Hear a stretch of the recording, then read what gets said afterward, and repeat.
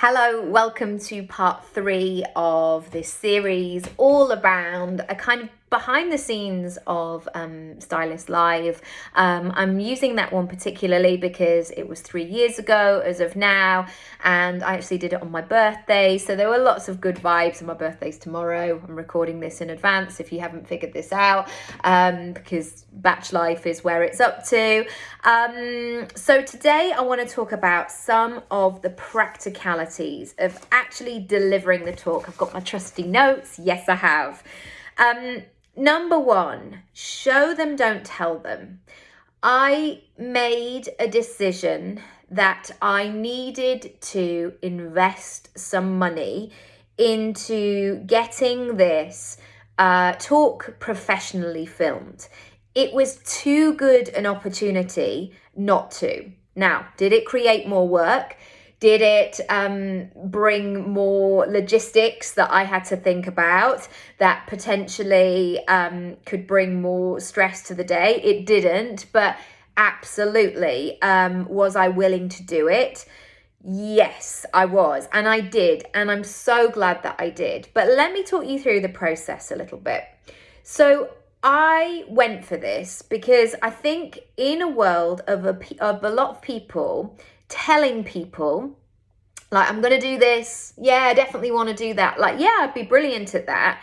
Instead of showing people, I knew that if I could show my talk in all its glory and have it forever that I owned and not rely on stylists capturing it because they weren't actually going to film it on the day, I knew that I would have that valuable piece of information for my portfolio. And I always have to look at those things like, is this going to help me get closer to where I want to be? Is this going to allow me to have a yes that is much easier for somebody to give? And so making sure that I had this in my pocket that I could play with was going to be really key, because I knew that the stage itself would be great. I knew that I would probably have quite a big audience, not because I think I'm some kind of superstar, but it was a great timing. It was Friday afternoon. It was quite a compelling topic that lots of people would be interested in. It wasn't anything particularly niche, and I just knew that I had to do it. Then I came up with the not the grapple, but the conversation with myself of, am I willing to spend the money on this? And again, that is something that might hold somebody back for various reasons of like, what? How much is it going to cost for somebody to come with a film crew? And oh my goodness, like, wow, that's quite a lot of budget. And it was quite a lot of budget for me to pay up front before I had been paid for stylist, which I think was like 30 days after I did it. And it was an investment up front of saying, right, I'm serious and I'm going to pay that money and I'm going to do it properly and not just rely on some mate's pal who might have a camera or do it kindly on their phone. Like, no, this is about doing it properly. And it felt stretchy.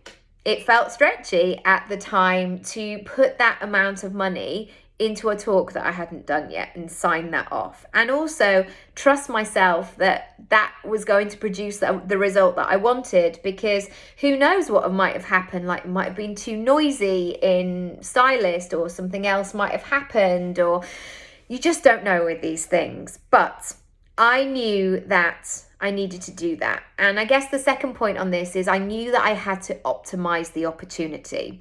And again, there is a mindset shift with this as well, where we don't want to seem like we're grabby or taking advantage of the situation. And maybe I'm just talking from personal experience. Like, I don't want to be that person who's like, yeah, great. Oh, let's get stuck in. But I knew, like, it made business sense. Like, I knew, so I'm just adjusting in my seat because I am nearly 40.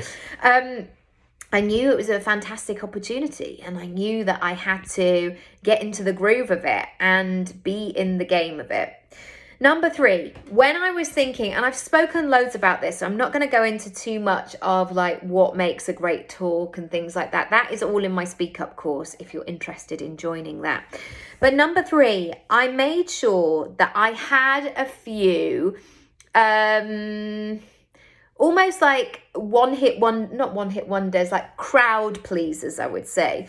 So when I was looking at my talk, I was really making sure that it wasn't waffly or fluffy or indulgent or too kind of heavy in data or information.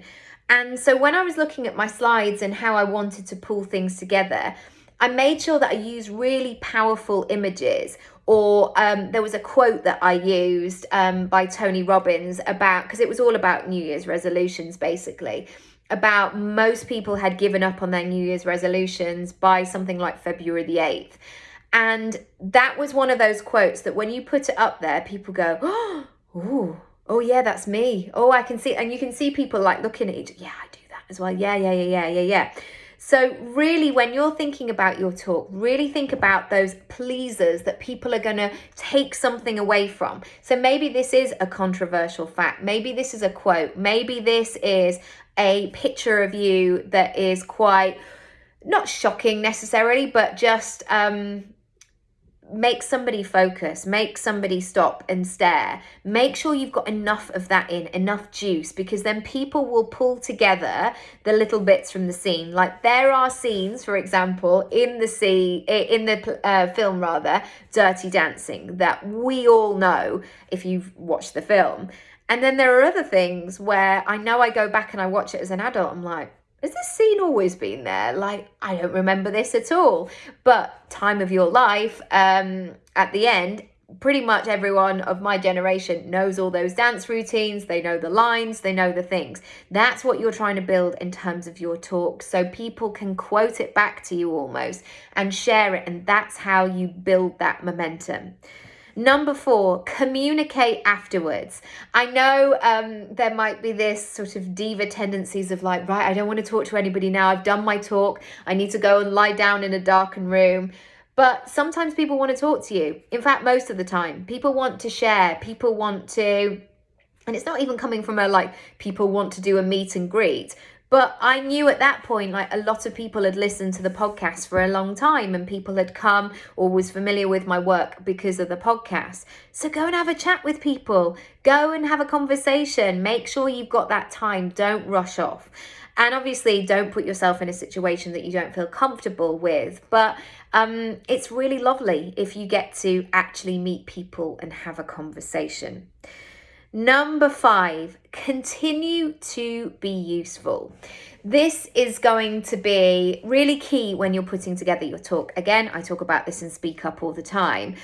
Really think about that call to action of what people are going to do next. So if you recommend a book recommendation, for example, don't just say it, like have a slide with it written on so somebody can go, oh, I'm going to take a photo of that and I'm going to do it. Those sorts of things are going to be really useful, because especially when you're doing speaking talks, the time can go so fast and people are in it and they're watching, and then there's so much stuff to absorb.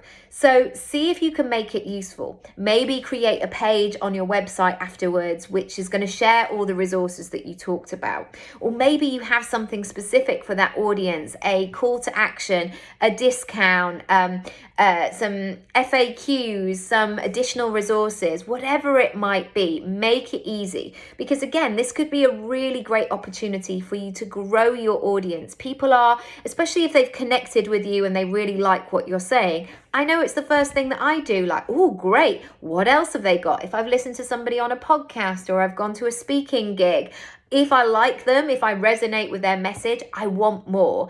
And so I don't want to go through all kinds of different links. I want it clear and simple and really easy to digest. So don't underestimate that. I've also talked many times about maybe growing clients from that opportunity. So there was a talk that I did a little while ago where I had, I think, 85 or 95 people in a room. And because I saw all the signups in advance, I looked through them like, oh, I wonder if there's anyone I know or anyone I've worked with. And I looked at the signups and I didn't know anyone. I didn't recognize any of the names. They were all absolutely brand new to me and me to them. And that was really fascinating for me, because from that audience, there were so many new potential people that I could help and that I could work with or could listen to the podcast. And so make it easy, support people, because whilst they're in that situation of being open, of wanting to know more, help them out, because you might just be the person who can change the direction of the next part of their life or their business. So I'm going to take a deep breath because I've shared a lot in that one. If you haven't listened to part 1 and 2, do go back. There's videos, there's podcasts, all that good stuff. If you're interested in that masterclass, go to nikkiraby.com. It is on my main page, or you can go to the freebie section as well. And if you're ready to join Speak Up, please do so. You will make that money back very, very quickly in terms of speaking gigs.